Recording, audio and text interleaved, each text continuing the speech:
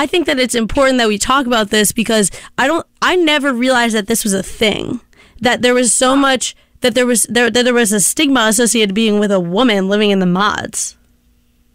Well, wait, it sounds like the stigma is around these women having any kind of sense of sexual agency. Or yeah, like being in charge. I think it's both. I think it's that the people on Yik Yak who are saying this stuff are ones who are criticizing women for being sexually active because they're upset that women have these mods, right? Would you say that's true? I mean, that's what it seems like. Yeah. And it also seems like it's coming from people who are just bitter that they didn't get one. Yeah, so it sounds like the bitterness, but wait, if these women didn't have these mods, there could be other women who, like, if we're talking in terms of these pissed off people who obviously are not getting sex, other women who are, like, maybe not as sexually promiscuous or not so, didn't do the same things freshman year, could have gotten these mods too, right? Yeah, anyone could get a man, a woman, like anybody could get a mod. If you go for a mod, you could get a mod. And there's an equal amount of girls and boys that get mods. So I feel like what is like most disturbing or most upsetting about this is that like they are pissed, understandably, because they didn't get the sweetest housing possible on BC campus, but they're using sexuality as like the way to punish these women, right? Right. To make them feel bad.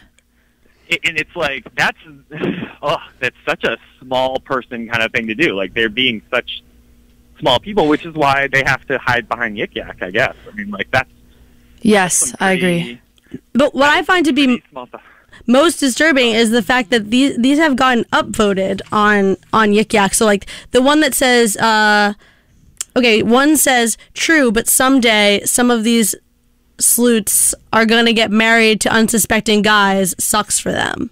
And that got seven up likes. Like no, that got 7 down likes. Oh, it does? Oh, yeah. Okay. The 7 is down, but the what's the one at the top that got 34? Oh, no, this is actually a positive one. Oh, then good. someone's defending these women, saying, doesn't mean they don't deserve mods, though. Hashtag stop slut-shaming. Hashtag sluts rule 2015. Well, I think the thing that is like most interesting or funny about this, anybody who really like enjoys sex or cares about sex knows that a sluttier person is better at sex. There's this ridiculous like Victorian or like puritanical notion that like the thing that will make for the most amazing sex possible is like a dude who is super, super experienced and a woman who has no idea what's going on because she's completely virgin, and like that is the idealized sex. Right. And that is such a lie. That is complete bullshit, you know? Yeah. Yeah, sorry. No, it's okay. Like, it has really strong, I think it just has a really long and strong roots, like ancient roots. Yeah, ancient roots. That there's just like even the idea of like sacrificing a virgin that goes back so long that there's a certain value to being virginal. Well, and that is why I would like to throw out there that there is like a movement that has not really caught on so much to stop saying losing your virginity. That like people should no longer talk about the first I've seen that because it's not something to be lost. Right, exactly. And like the whole losing is 100% like a female sexuality oriented thing, right? Like there's no losing of a virginity in the same sense for guys. They are not like the whole system that came from is like about women and getting, you know, the dowry or like the bride price that you used to pay and like. Right. And it's always made to seem that men gain something and that, then the woman loses something, a part of herself. So I'm throwing this out there to your listeners, Molly, the millions of them that there are. Like, stop using losing your virginity and start saying sexual debut. It sounds much better. Oh, that does sound good. Sexual debut. I love that. Sexual debut. Debut. It's not. Yes, actually, pronouncing the final T actually makes it a little bit cooler. It's like the Colbert Report, except for the opposite.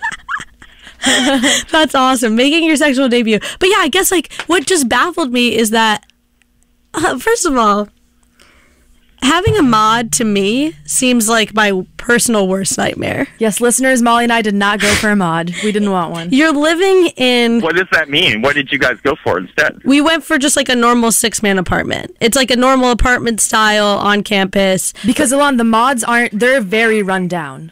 The mods are run down. They only have one desk per each double room, which just alone makes me not want to live there. It's sort of like living in It's a tiny little What house. would you make the comparison to the mods? I need a metaphor here for Elaun. Like a neighborhood where everyone knows who you are and takes advantage of the parties that you have on Friday and Saturday night, and then pretends not to know you during the rest of the week. And there is a certain pressure to throw parties if you have a mod. Because if you don't throw parties, then it's as if you're taking it for granted that you have a mod. Right.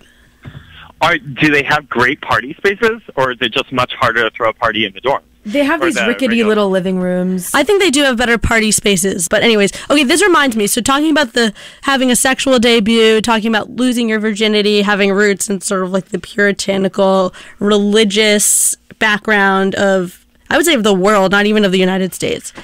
It's even more than religious. It's like transactional. Like women used to be property, and because women used to be things and not people, that's how we used to consider them in the world. That whole thing turned into not even just a religious, but like a dude would come up to another dude and be like, "I want your daughter. I'll give you this much money," and that's how it went down. Do you think so? That happened first, right? Like women as an economical tool, as opposed to as a sexual tool, happened first. Yeah, I think it was simultaneous.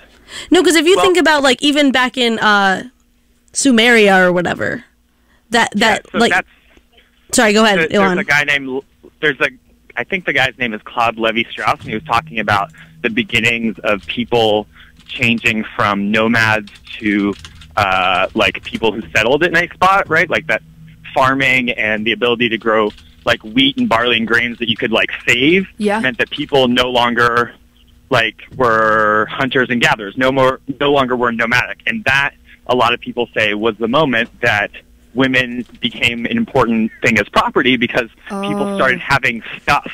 Like, you needed to know who your son was, because you needed to pass to your son all the grain that you had made over your lifetime. And you needed to know who your son was by controlling the woman who was having all the babies to make sure she was only having your babies, because then it's definitely your son, so you can definitely pass the grain down or the barn down or whatever down to him. Wow, I've never thought of that as that basically the concept of women as objects, it was only reinforced by religion as opposed to created by religion, right? Would you say that's true? Yeah.